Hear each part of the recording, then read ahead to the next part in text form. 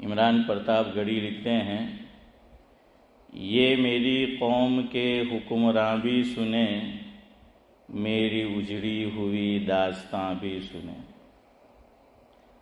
یہ میری قوم کے حکمراں بھی سنیں، میری اجڑی ہوئی داستاں بھی سنیں۔ اس پہ غور کرے، اگلی بات یہی سارے فساد کی جڑ ہے۔ جو اگلی بات ہے کہ یہ میری قوم کے حکمراں بھی سنیں، میری اجڑی ہوئی داستاں بھی سنیں، جو مجھے ملک تک مانتے ہی نہیں۔ آپ کو پتہ ہے آج بھی اس کو ملک تسلیم نہیں کیا ہے، کہ جو مجھے ملک تک مانتے ہی نہیں، ساری دنیا کے وہ رہنما بھی سنیں۔ ہاں، واقعی میں جو پیغام دینا ہے عالم اسلام کو اور پورے عالم کے حکمراں اور رہنما کو، وہ انہوں نے دے دیا۔ یہ میری قوم کے حکمراں بھی سنیں، میری اجڑی ہوئی داستاں بھی سنیں، جو مجھے ملک تک مانتے ہی نہیں، ساری دنیا کے وہ رہنما بھی سنیں۔ اور دیکھیے بالکل صحیح بات کی ہے آگے، صرف لاشیں ہی لاشیں ہیں میری گود میں، صرف لاشیں ہی لاشیں ہیں میری گود میں، کوئی پوچھے میں کیوں غمگین ہوں، میں فلسطین ہوں، میں فلسطین ہوں۔ صرف لاشیں ہی لاشیں ہیں میری گود میں، کوئی پوچھے میں کیوں غمگین ہوں، میں فلسطین ہوں، میں فلسطین ہوں۔ آئے تھے ایک روز میرے گھر آئے تھے، آئے تھے ایک روز میرے گھر آئے تھے، دشمنوں کو بھی تنہا وہ نظر آئے تھے۔ آئے تھے ایک روز میرے گھر آئے تھے، دشمنوں کو بھی تنہا وہ نظر آئے تھے، اونٹ پر خادم کو بٹھائے ہوئے، اونٹ پر خادم کو بٹھائے ہوئے، میری اس سرزمین پہ عمر آئے تھے، میری اس سرزمین پہ عمر آئے تھے۔ یاد ہے نا واقعہ وہ، جن کی پرواز ہے آسمانوں تلک، جن کی پرواز ہے آسمانوں تلک، زخمی زخمی میں وہ شاہین ہوں، میں فلسطین ہوں، میں فلسطین ہوں۔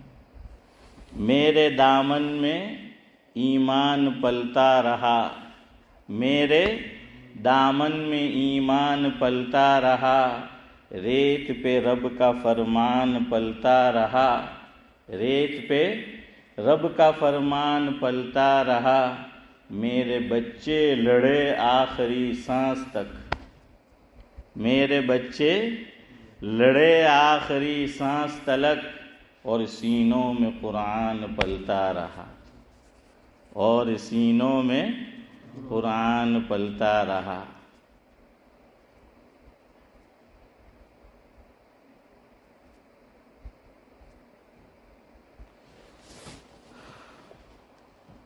زباں پہ نعرہ تکبیر لیے ہوئے، خوش نصیبی ہے کہ میں صاحب دین ہوں، میں فلسطین ہوں، میں فلسطین ہوں۔ نہ ہی روئیں گے اور نہ ہی مسکرائیں گے، نہ ہی روئیں گے اور نہ ہی مسکرائیں گے، صرف نغمے شہادت کے ہی گائیں گے، نہ ہی روئیں گے نہ ہی مسکرائیں گے، صرف نغمے شہادت کے ہی گائیں گے۔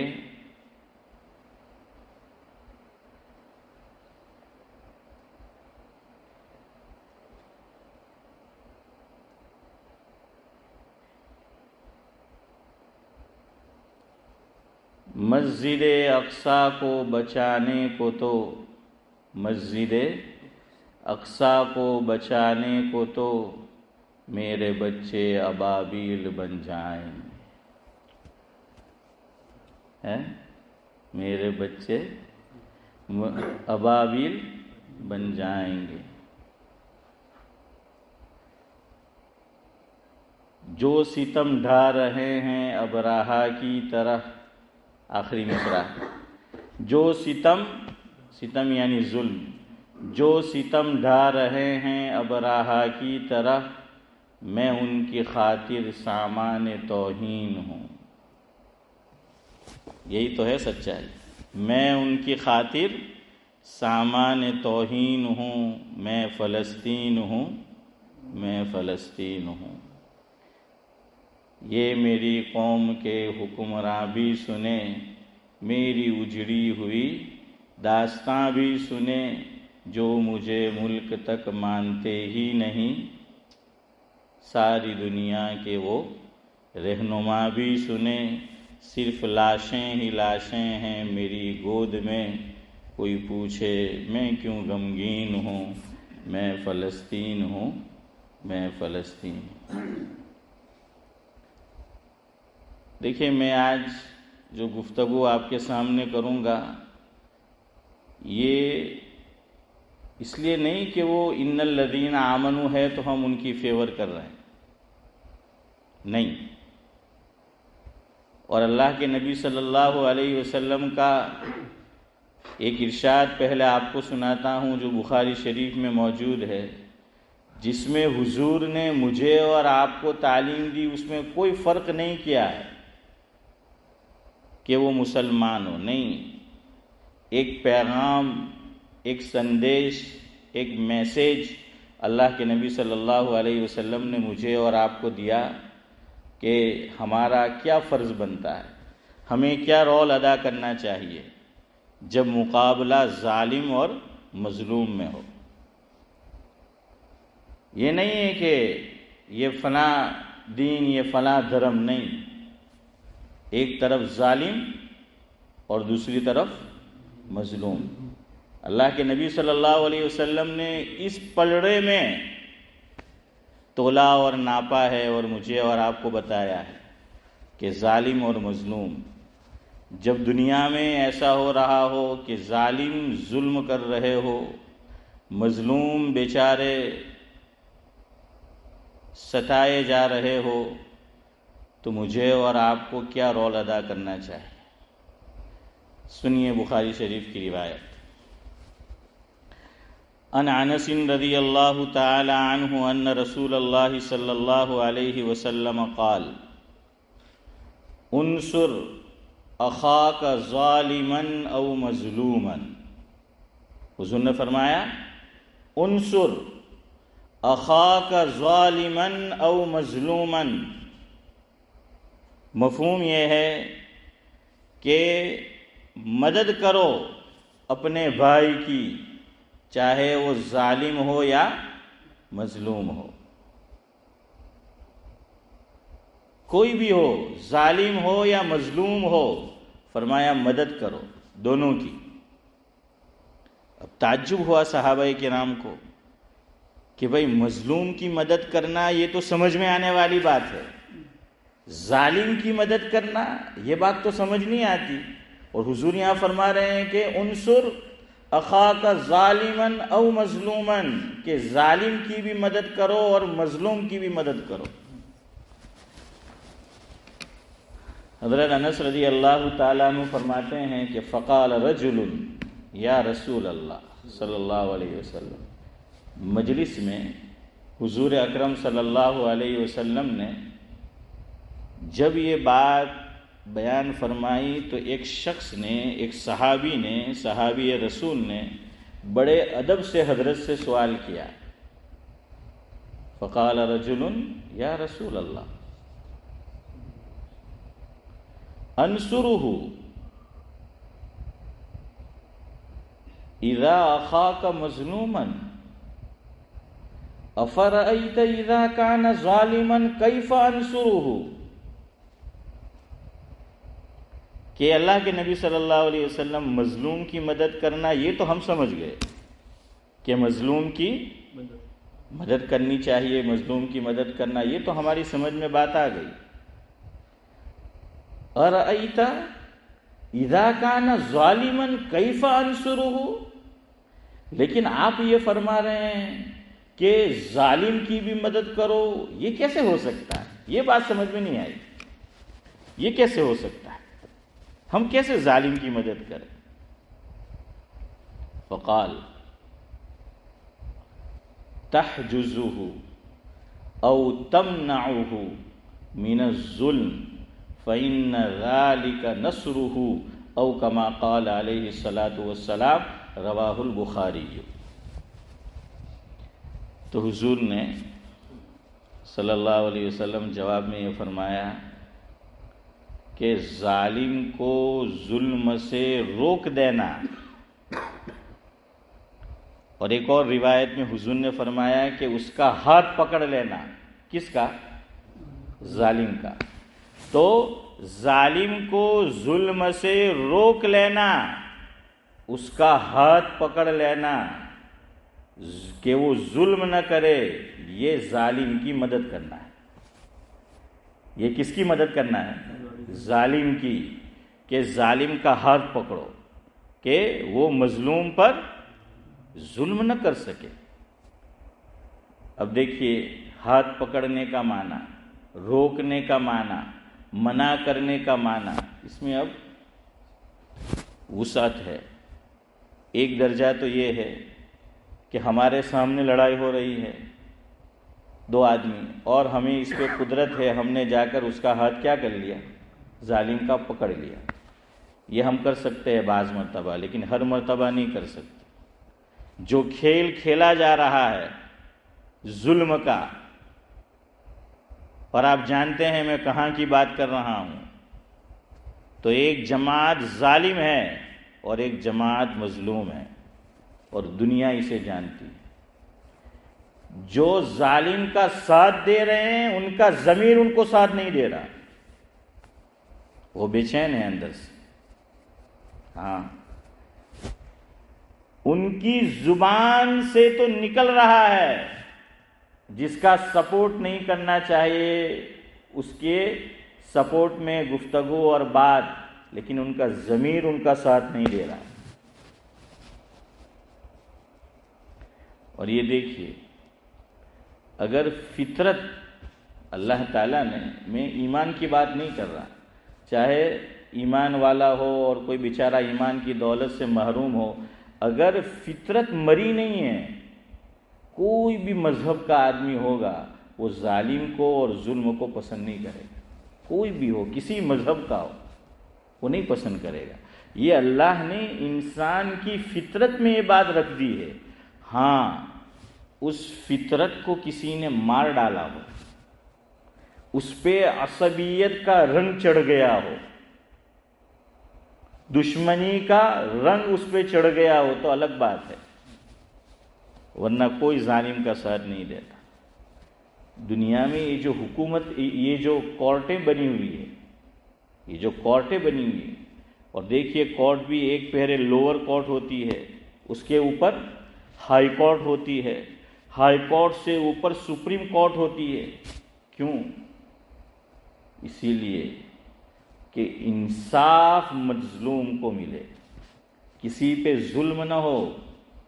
اگر لوور کورٹ سے اس کو انصاف نہیں ملا، اسے موقع دیا گیا کہ وہ کہاں جائے؟ ہائی کورٹ میں جائے۔ ہائی کورٹ کے فیصلے سے اسے تسلی نہیں ہوئی اور وہ مظلوم ہے، اسے ایک اور مزید موقع دیا گیا، کہاں جائے؟ سپریم کورٹ میں جائے۔ اور اللہ نے آگے فرما دیا کہ اگر تمہیں سپریم کورٹ میں بھی فیصلہ نہیں ملا تو کوئی بات نہیں، ایک کورٹ تو ہے جہاں فیصلہ ہونا ہے، وہاں تو فیصلہ ہونا ہے۔ اور دیکھیے، انسان بھی ظلم کو پسند نہیں کرتا، تو خالق کائنات اور مالک کائنات ظلم کو کیسے پسند کرے گا؟ انسان بھی پسند نہیں کرتا ظلم کو۔ لیکن ضمیر مرا ہوا نہ ہو، ضمیر زندہ ہونا چاہیے، یہ شرط ہے۔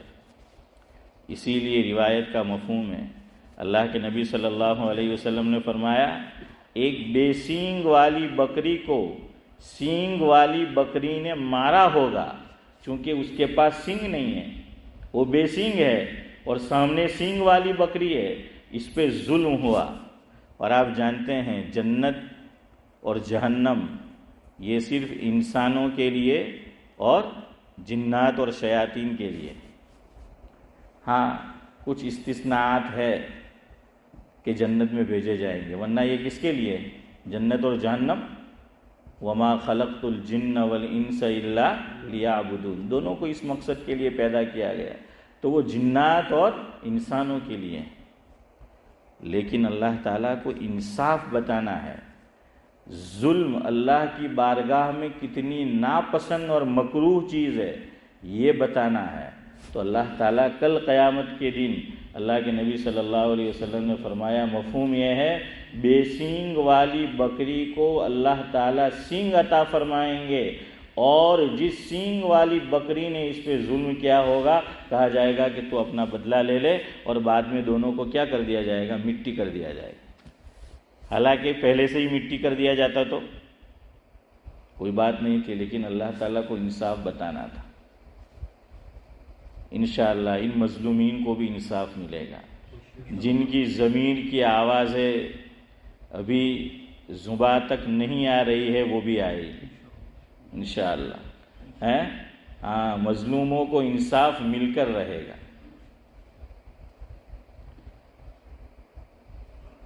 اب یہ ظلم نہیں تو کیا ہے؟ آپ گوگل میں سرچ کرے جا کر، یا آپ کو معلوم ہوگا یہ دنیا میں جو جنگیں ہوتی ہے تو اس کے بھی عالمی قوانین ہیں، اسی لیے UNO کو بنایا گیا ہے، اور ایک اور باڈی ہے WHO۔ تو بہرحال انہوں نے قوانین بنائے، جنگ کے بھی قوانین ہیں۔ آپ نے دیکھا ہوگا کیا ہوا ابھی ہسپتال میں بلاسٹ کر دیا، پورے ہسپتال کو ظالموں نے اڑا دیا۔ دنیا کا کون سا انسان ایسا ہوگا جو اس کا فیور کرے گا؟ ہم کہتے بھول جاؤ یہاں کس کا کیا مذہب ہے، کس کا کیا دین ہے، انسانیت کی بات کرو۔ مذہب سے پہلے انسانیت ہے، انسان پہلے، سارے انسان ہے، سب کا آپس میں ایک رشتہ ہے، پہلے سب کا آپس میں انسانیت کا رشتہ ہے۔ تمام کے تمام بنی آدم کی اولاد، بنی آدم ہے، حضرت آدم علیہ السلام کی اولاد ہے۔ اسی لیے سعدی علیہ الرحمہ نے لکھا ہے بنی آدم اعضائے یکدی گرن کہ در آفرینش زیک جوہرن۔ وہ یہ فرماتے ہیں مفہوم یہ ہے کہ تمام کے تمام انسان یہ کیا ہے؟ ایک اعضاء کی طرح ہے، تمام کی تخلیق اور پیدائش ایک ہی چیز سے ہوئی ہے۔ آگے وہ فرماتے ہیں کہ کوئی عضو مبتلا ہو درد میں تو دوسرے عضو کو کیا ہونا چاہیے؟ تکلیف ہونی چاہیے، ہاں کہ ایک عضو میں تکلیف ہو تو دوسرے عضو میں تکلیف ہونی چاہیے۔ علامہ اقبال علیہ الرحمہ نے اسی کا ترجمہ کیا ہے، قوم جسم ہے، افراد ہے اعضائے قوم۔ قوم کیا ہے؟ جسم ہے، پوری باڈی، پورا جسم، یہ ایک قوم ہے۔ اور اعضاء پارٹ، آنکھ ایک پارٹ ہے، ناک ایک پارٹ ہے، سر ایک پارٹ ہے، ہاتھ ایک پارٹ ہے، پاؤں ایک پارٹ ہے، یہ سب کیا ہے؟ افراد ہے۔ فرمایا یہ سب افراد ہے۔ آگے وہ کہتے ہیں مبتلائے درد کوئی عضو ہو روتی ہے آنکھ۔ شاعر مشرق کہتے ہیں کہ قوم گویا جسم ہے، اور یہ تمام افراد جو ہیں اس میں کوئی تفریق نہیں، کسی مذہب کا ہو، کسی دین سے تعلق ہو۔ فرمایا پہلے انسان ہے، پہلے انسانیت ہے، پہلے انسانیت کا ساتھ دینا ہے، اس کا خیال رکھنا ہے، انسان کو پہلے انسان بننا ہے۔ تو مبتلائے درد کوئی عضو ہو روتی ہے آنکھ، ہمدرد سارے جسم کی، ہمدرد کس قدر سارے جسم کی ہوتی ہے آنکھ۔ وہ کیا کہنا چاہتے ہیں میں آپ کو سمجھاتا ہوں۔ ہمیں درد ہوا، تکلیف ہوئی کس میں؟ انگلی میں۔ روتا کون ہے؟ آنکھ روتی ہے۔ اللہ نہ کرے پاؤں میں ٹھوکر لگ گئی اور چوٹ آئی، روتا کون ہے؟ ارے بولو، آنکھ۔ دھڑ میں درد ہو، روتا کون ہے؟ آنکھ۔ یہ اقبال کہنا چاہتے ہیں دنیا کے کسی خطے میں کوئی انسان مظلوم ہو، دنیا کے کسی حصے میں کوئی انسان جس پہ ظلم ہو رہا ہو، فرمایا ہے کہ دنیا میں جہاں کہیں ظلم ہو رہا ہو، اگر اس سے تکلیف میرے اور آپ کے جسم کو نہیں ہوتی، سمجھ لو ہم انسان ہی نہیں۔ سعدی نے آگے فیصلہ کر دیا، سعدی آگے وہی سناتے ہیں کہ اگر تجھے کسی کا دکھ دیکھ کر، کسی کی تکلیف دیکھ کر اگر دکھ نہیں ہوتا، دل کو ٹھیس نہیں پہنچتی، دل کی دنیا میں انقلاب پیدا نہیں ہوتا، زبان سے ہم مظلوموں کے لیے ہم آواز نہیں اٹھاتے، تو سعدی کہتے ہیں، اور اقبال نے بھی اسی مفہوم کو کہا ہے کہ پھر تم انسان ہی نہیں ہو، انسان ہی نہیں، بھول جاؤ، تم کیڑے مکوڑے ہو، تم انسان کہلانے کے لائق ہی نہیں ہو۔ کہ جیسے انگلی کو تکلیف پہنچی، پاؤں میں چوٹ آئی، پیٹ میں درد ہوا، سر میں تکلیف ہوئی، جسم کے کسی اعضاء میں کوئی درد ہوا، روتی کون ہے؟ آنکھ ہے۔ ارے بھائی آنکھ کو کیا پڑی ہے؟ آنکھ میں تکلیف ہوتی تو آنکھ کو رونا چاہیے تھا، لیکن آنکھ جو ہے بدن کے کسی عضو میں تکلیف ہوتی ہے، ہو رہی ہے، وہ رو رہی ہے۔ تو مجھے اور آپ کو بھی یہ نہیں سوچنا چاہیے کہ اس ملک میں تو پیس ہے، امن ہے، سکون ہے، چین ہے، شانتی ہے، آرام ہے۔ اللہ تعالیٰ نظر بد سے بچائے اور ہمیشہ ایسا ہی رہے، بلکہ ہماری دعا ہے پورے عالم میں امن و امان رہے، لیکن ہمیں اس کی ٹھیس پہنچنی چاہیے، دل کو چوٹ لگنی چاہیے۔ ایک اور شاعر کہتا ہے، درد دل کے واسطے پیدا کیا انسان کو، درد دل کے واسطے پیدا کیا انسان کو، ورنہ طاعت کے لیے کچھ کم نہ تھے کرو بھی۔ وہ یہ فرماتے ہیں کہ انسان کو دوسرے انسان کا درد محسوس ہو، اس لیے اللہ نے پیدا کیا، ورنہ عبادت صرف اللہ کو مقصود ہوتی تو فرشتے کافی تھے۔ عبادت کے لیے تو فرشتے کافی تھے، وہ فرشتے عبادت کر رہے تھے۔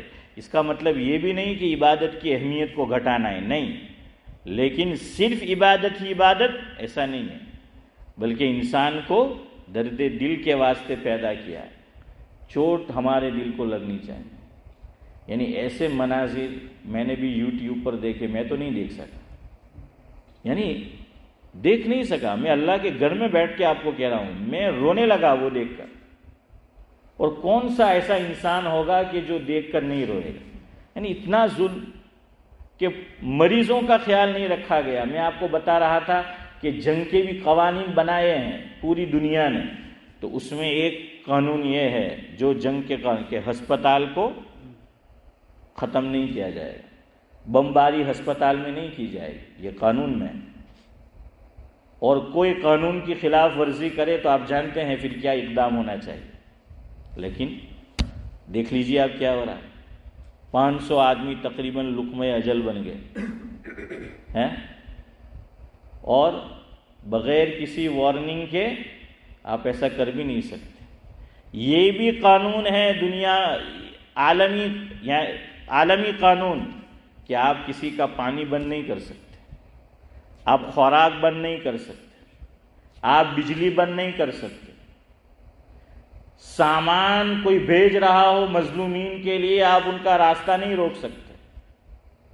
لیکن دیکھیے کیا ہو رہا ہے، ہم یہ کہتے ہیں بھئی اس بنیاد پہ فیصلہ کرو.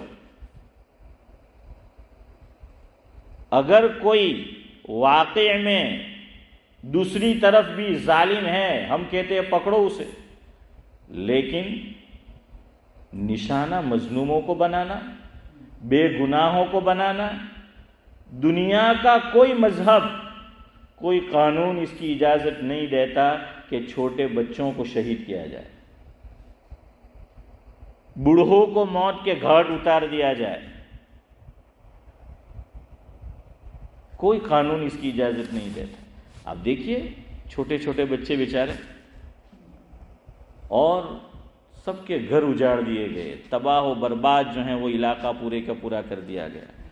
2 منٹ کے لیے میں اور آپ سوچے، اللہ نہ کرے میرے اور آپ کے سر کے اوپر سے چھت چھین جائے، ہماری کیا حالت ہے؟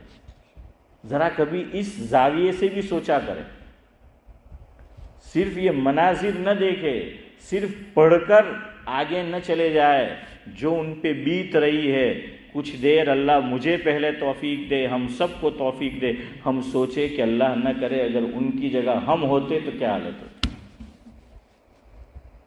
اور نہ صرف یہ کہ ان کے سروں سے چھت چھین گئی ہے، کسی کی ماں نہیں رہی، کسی کا والد نہیں رہا، کسی کی بیوی نہیں رہی، کسی کی بیٹی نہیں رہی، کسی کا بیٹا نہیں رہا، کسی کا شوہر نہیں رہا، کسی کا لڑکا نہیں رہا، کسی کی لڑکی نہیں رہی، کسی کا دادا نہیں رہا، کسی کی دادی نہیں رہی. ظالموں نے سب تہس نہس کر کے رکھ دیا.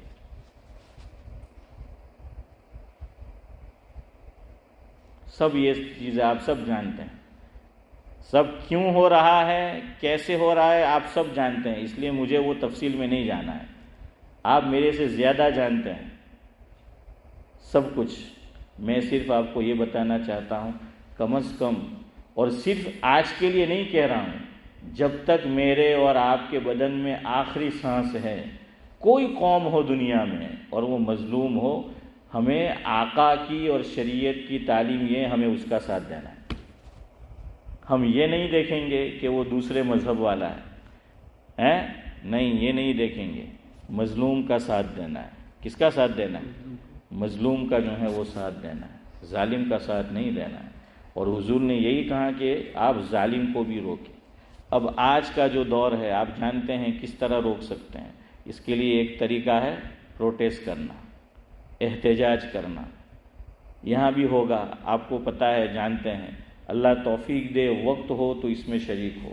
یہ بھی ظالم کا ہاتھ روکنا ہے، پکڑنا ہے. یہ بھی کیا ہے؟ ظالم کا ہاتھ پکڑنا ہے. لیکن میری اور آپ کی بے حسی ہے کہ ایسے پروٹیسٹ میں ہم شامل ہی نہیں ہوتے. یہاں سے مانچسٹر یونائٹڈ کی میچ دیکھنے جائیں گے 5 گھنٹے ڈرائیونگ کر کے، اور جتنی بھی کرکٹ فٹ بال گیم ہے وہ دیکھیں گے. وہ وقت ہے میرے اور آپ کے پاس، لیکن مظلوموں کے لیے باہر نکلنے کا وقت نہیں ہے. تو اس سے، یا جس طرح آج کل دنیا آپ جانتے ہیں کہ گلوبل ہو گئی ہے، اور جو جدید ذرائع ہیں اس سے ہم اپنا ریکارڈ، احتجاج درج کروا سکتے ہو، تو اس میں پیچھے نہیں ہٹنا چاہیے. تو ہم یہ کام جو ہے وہ کریں. اور میں نے کہا یہ سب کے لیے آج سے نیت کرو کہ جب تک سانس میں سانس ہے، تن میں سانس چل رہی ہے، مظلوموں کے ساتھ کھڑے رہنا ہے، چاہے کوئی ہو. مظلوموں کا ساتھ دینا ہے، ظالم کا ساتھ نہیں دینا. حضور نے فرمایا حدیث میں، دیکھیے حضور کی حدیث کیا بتا رہی ہے، اتقی دعوت المظلوم، کہ مظلوم کی بد دعا سے بچو. اس میں حضور نے یہ نہیں فرمایا ہے کہ ان الذین آمنوا مظلوم ہے تو کوئی مظلوم ہو. مظلوم کوئی بھی ہو، لیکن اس کی بد دعا سے جو ہے وہ بچنا ہے. تو اس سے یہی پتہ چلا کہ اللہ تعالیٰ کی بارگاہ میں مظلوم کوئی ہو اللہ اس کی سنتا ہے. تو ایک تو ہم جس طرح کر سکتے ہو وہ کرے. اور 2 باتیں کہہ کر گفتگو ختم کرتا ہوں. دوسرا کام مجھے اور آپ کو جو کرنا ہے وہ ان کے لیے دعا کرنا ہے، اور دعا اس یقین کے ساتھ کرنا ہے کہ مظلوموں کا اور سب کا جو خالق مالک رب ہے وہ سنے گا. ہم لوگ مایوس ہو چکے ہیں۔ نبیوں کی زندگی آپ دیکھیں، دعا کب کی اور قبول کتنے سالوں بعد ہوئی، آپ سب جانتے ہیں وہ، لیکن ہم دعا سے پہلے ہی ایسی گفتگو کرتے ہیں، ہمارے ذہن میں ایسی باتیں بیٹھی ہوئی، اللہ کہاں قبول کرے؟ اللہ سے شاکی ہو کے ہم دعا کرتے ہیں۔ اور بڑے افسوس کی بات ہے، مسجد میں اعلان ہوتا ہے، کوئی نماز پڑھا رہا ہو، میں ہوں کوئی دوسرا ہو، کہ مظلوموں کے لیے دعا ہوگی، لوگ سنت پڑھنے کھڑے ہو جاتے۔ ارے اللہ کے بندے، تو آمین نہیں کہہ سکتا؟ اٹھ کے چلے جاتے ہیں۔ ہاں کوئی ایمرجنسی ہے، اپوائنٹمنٹ ہے، کوئی گھر میں بیمار ہے، کوئی مہمان آیا ہے، کوئی ایمرجنسی ہے، جائے، بے شک جائے، لیکن آج اتنی بے حسی کیوں؟ وہ دعا پہ ہمیں یقین ہی نہیں رہا، اور یقین اس لیے نہیں رہا کہ پچھلے گزشتہ کئی سالوں سے میں نے اور آپ نے اللہ سے مانگنا ہی چھوڑ دیا ہے۔ ہم اسی میں الجھے ہوئے ہیں کہ دعا کرنا سنت ہے کہ بدعت ہے، اسی میں الجھے ہوئے آج تک۔ دعا کرنی چاہیے کہ نہیں کرنی چاہیے؟ اور مجھے تو اس وقت بھی افسوس ہوتا ہے، مسجد میں کوئی بیمار ہے، اس کے لیے دعا کا اعلان ہوا، کسی کے گھر میں انتقال ہوا، کچھ لوگ اٹھ کے چلے جاتے ہیں، دعا میں شریک نہیں ہوتے۔ کہاں اتنی لمبی دعا ہوتی ہے، مختصر دعا ہوگی۔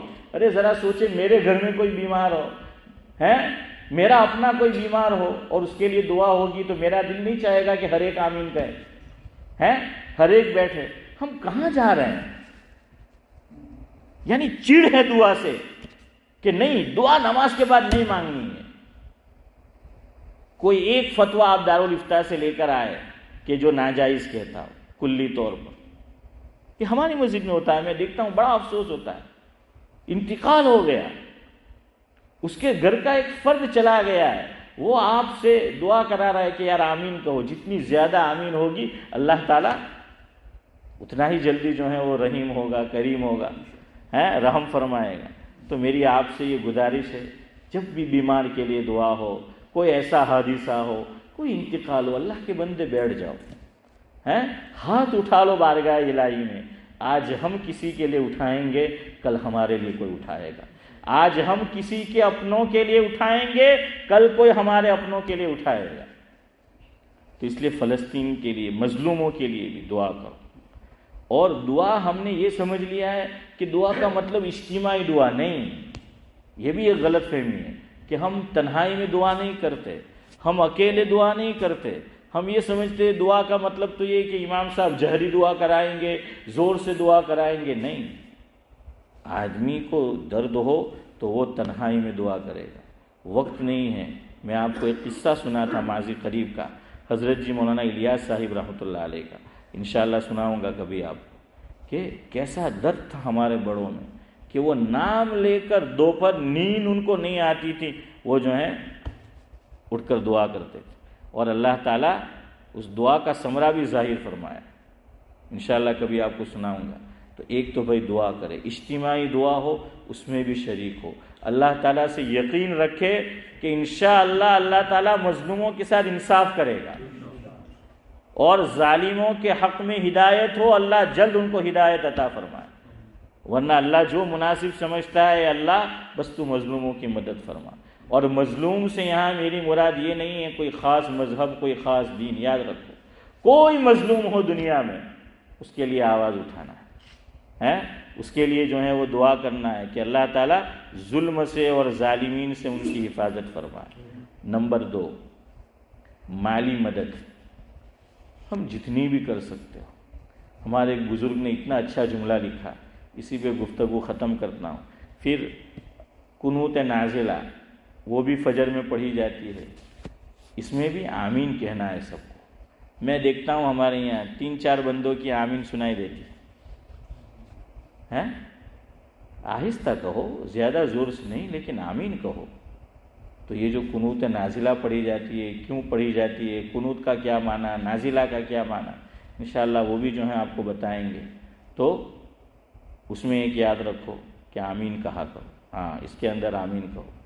اب کیسے مانگنا ہے، ہاتھ اٹھا کر، ہاتھ چھوڑ کر، ہاتھ باندھ کر کیا، وہ تفصیل انشاءاللہ پھر کبھی آئے گی، لیکن مالی مدد کرو۔ ہمارے یہاں بھی مسجد میں رکھا ہوا ہے باکس، یا جس طریقے سے آپ کر سکتے ہو، جتنی جو ہے وہ آپ مدد کر سکتے ہو۔ ہمیں تو بچپن سے آپ نے اسکول میں پڑھا ہوگا علامہ اقبال کی وہ بچوں کی دعا و ترانہ کہ ہو میرا کام غریبوں کی حمایت کرنا. اقبال کہتے ہیں ہو میرا کام غریبوں کی حمایت کرنا، درد مندوں سے ضعیفوں سے محبت کرنا. لب پہ آتی ہے دعا بن کے تمنا میری، زندگی شمع کی صورت ہو خدایا میری. تو بھائی کریں گے تو تنہائی میں بھی دعا کرو، انفرادی دعا کرو. مائیں بہنیں گھر پہ سن رہی ہیں تو اللہ تعالیٰ کو بہت پیار آتا ہے، عورتوں پر بھی، بوڑھوں پر بھی، بچوں پر بھی. تو سب جو ہیں وہ دعا کریں. میری مائیں بہنیں بھی گھروں پر جب بھی نماز پڑھے، جون سی لینگویج ہو، سب زبانوں کا خالق اور مالک اللہ ہے. تو دعا جو ہے وہ کیا کرے. اللہ تبارک و تعالی ہماری یہ بھی دعا ہے پوری دنیا کے انصاف پسندوں کو مظلومین کے لیے آواز اٹھانے کی، ظالموں کے خلاف آواز اٹھانے کی، اور ان کو ظلم سے روکنے کی جو ہے جلد از جلد اللہ تبارک و تعالی توفیق عنایت فرمائے. سبحان اللہ و بحمدہ، سبحانک اللہم و بحمدک، نشہد ان لا الہ الا انت، نستغفرک و نتوب الیک. سبحان ربک رب العزت عما یصفون وسلام علی المرسلین والحمد للہ. اور وہ کل ہوں گا میں، آپ تو جائیں گے مجھے پتہ ہے، تو میں بتا دوں کل بھی کریں گے